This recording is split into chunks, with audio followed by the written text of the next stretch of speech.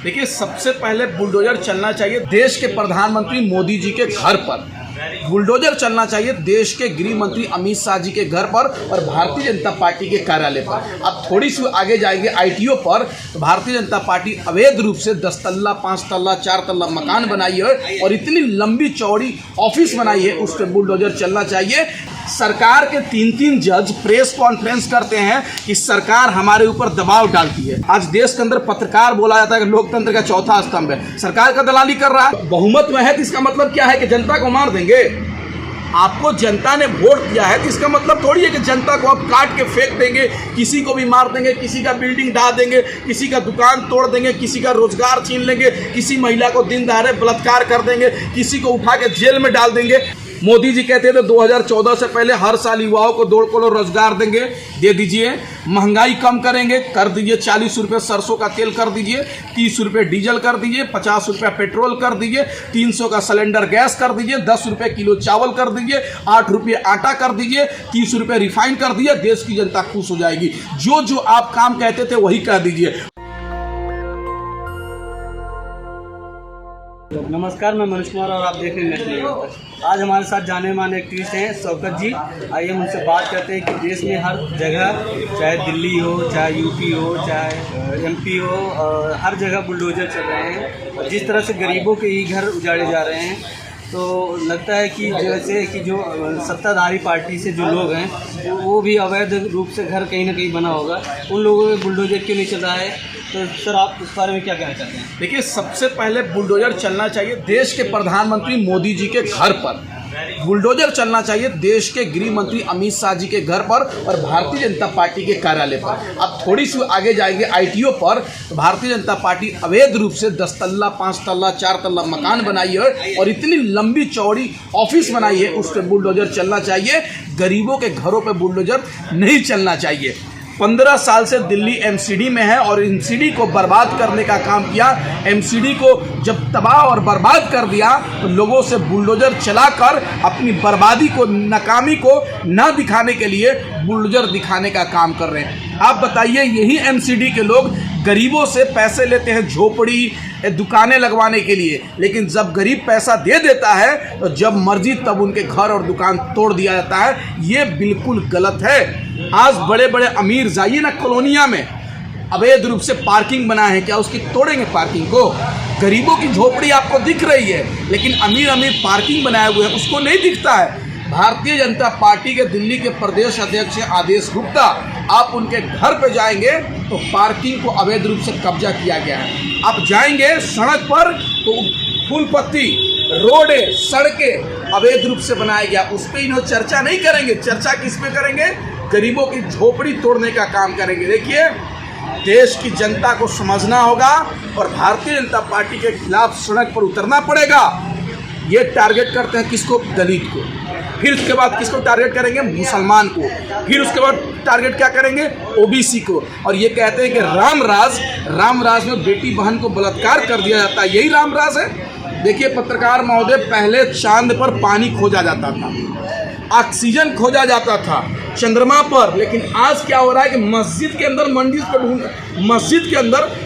को ढूंढा जा रहा है, ताजमहल के अंदर मंदिर को ढूंढा जा रहा है। क्या इससे विकास होगा? हम भी कहते हैं कि हमारे प्रधानमंत्री के आवास के नीचे मेरा 15 लाख रुपया दब गया है, मोदी जी का आवास तोड़ देंगे। हमारा 2 करोड़ रोजगार मोदी जी के पीएम हाउस के नीचे दब गया है, क्या मोदी जी पीएम हाउस को खोलवा देंगे? देखिए, ये बेतुका बयान है। अगर हम कहेंगे जी न्यूज़ के ऑफिस के नीचे मेरा 50 लाख रुपया दब गया है, क्या जी न्यूज़ के ऑफिस को उखड़वा देंगे?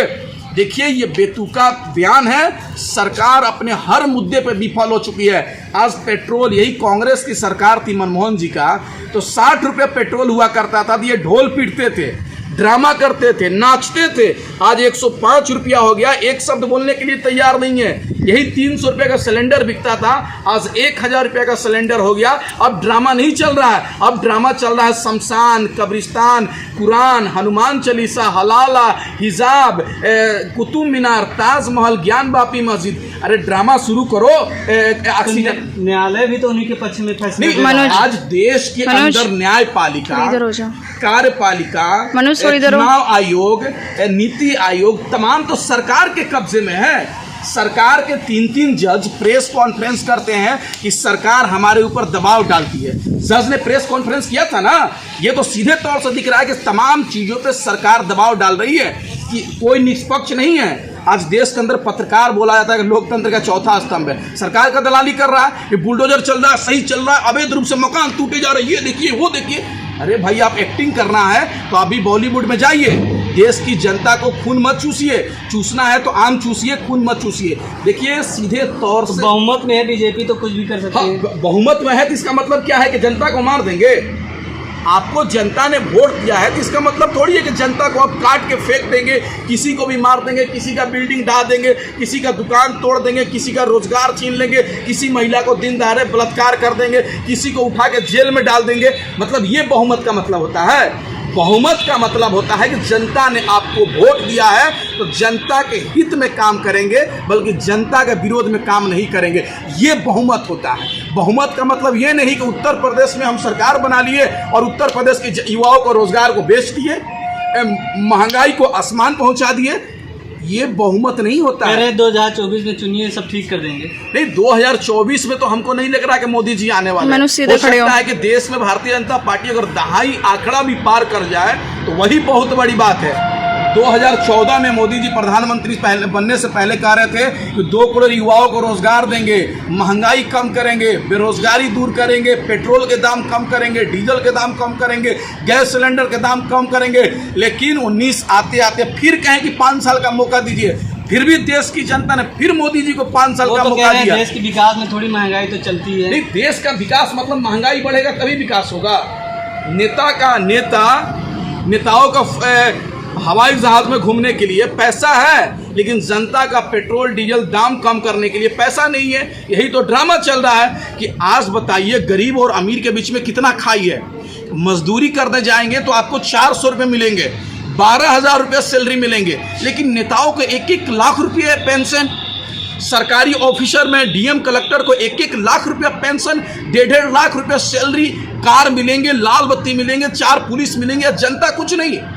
हम आज़ाद हैं, लोकतांत्रिक अधिकार है, हमारा वोट, प्रधानमंत्री का वोट बराबर है, डीएम का वोट मेरा वोट बराबर है, कलेक्टर का वोट मेरा वोट बराबर है, अडानी और अंबानी का वोट मेरा वोट बराबर है। तो इतना खाई क्यों?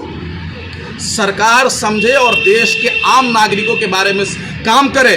बुलडोजर चल रहा है ना, बुलडोजर चले अडानी और अंबानी के ऑफिस में तब तो हम मानेंगे। बुलडोजर चलेगा झुग्गी बस्ती में, रेड़ी पटरी पे, ठेले वालों पे। देखिए, कांग्रेस पार्टी और भाजपा में यही अंतर है, दोनों को समझना होगा। कांग्रेस पार्टी जनता के साथ चलती है, गरीबों के साथ चलती है, मजदूरों के साथ चलती है, और भारतीय जनता पार्टी अडानी और अंबानी कॉरपोरेट घरानों के साथ चलती है। यही अंतर है। देश की जनता को तय करना होगा कि हमें गरीब की पार्टी के साथ जाना है या कॉरपोरेट घरानों की पार्टी के साथ जाना है। हमें वैसी पार्टी को चुनना है जो रोजगार मांगने पे लाठी देती हो, महंगाई कम करने की बात आती हो लाठी देती हो, जब देश बचाने की बात करते हैं तो उसको जेल में डाला जाता हो। वैसी पार्टी नहीं चाहिए। अमानतुल्ला खान विधायक को जेल डाल दिया गया, इसलिए डाल दिया गया कि वो बुलडोजर का विरोध कर रहा था, इसलिए लोगों को जेल में डाल दिया गया। आज सरकार दलित और मुसलमान को सबसे ज़्यादा टारगेट कर रही है। दलित बोल रहा है तो जेल जाएगा, मुसलमान अगर सरकार से सवाल कर रहा है जेल जाएगा, गरीब अगर सरकार से सवाल कर रहा है जेल जाएगा। यही दिल्ली के अंदर और देश के अंदर एनआरसी और सीए और एनपीआर के खिलाफ आंदोलन हो रहा था। आज बताइए, सैकड़ों युवा जेल के अंदर हैं, एनएसए और यूएपीए जैसी आतंकवादी धाराएं लगाकर। क्या वो देश के लोग नहीं हैं?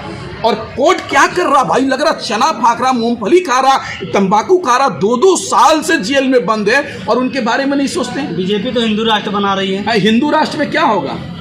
हिंदू राष्ट्र में क्या होगा? ब्राह्मणों का, बड़े बड़े जातियों को आराम होगा और हम जैसे गरीब लोगों को कोई मतलब नहीं रहेगा।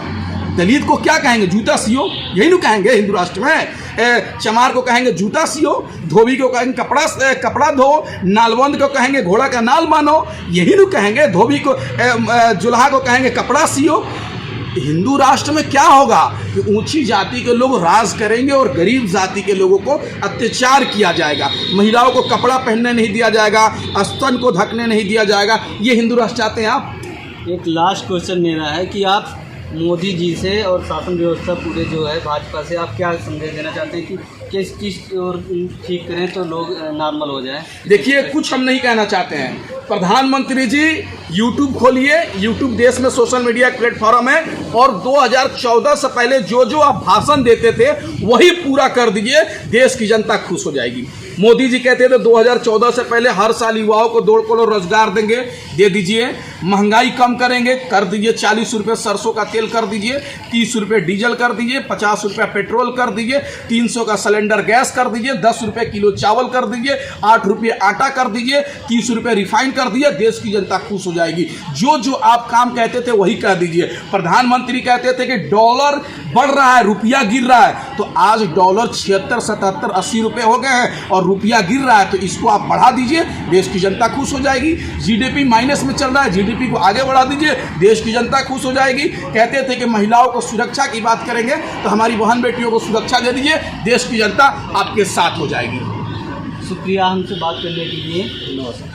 तो आप देख रहे हैं कि देश के युवा जिस तरह से बेरोजगारी को लेकर के, बुलडोजर को लेकर के और रोजगार को लेकर के बहुत परेशान हो रहे हैं, तो आपको इस पर क्या प्रतिक्रिया, अपनी प्रतिक्रिया जरूर देनी होगी और ऐसा बताना होगा आपको कि आगे देश में क्या प्रक्रिया मोदी जी लाएं और क्या विकास करें। तो इन सब मुद्दों पे आपकी क्या राय, अपनी राय जरूर दें और ऐसे तमाम खबरों के देखने में शुक्रिया। नेशनल दस्तक की आपसे गुजारिश है कि अगर इसको बचाना चाहते हैं तो नेशनल दस्तक को सब्सक्राइब करने के लिए रेड कलर के सब्सक्राइब बटन को दबाएं, फिर बेल आइकन की घंटी दबाएं। नेशनल दस्तक को बचाने के लिए बहुत जरूरी है कि हर खबर को शेयर करें, लाइक करें, कमेंट जरूर करें।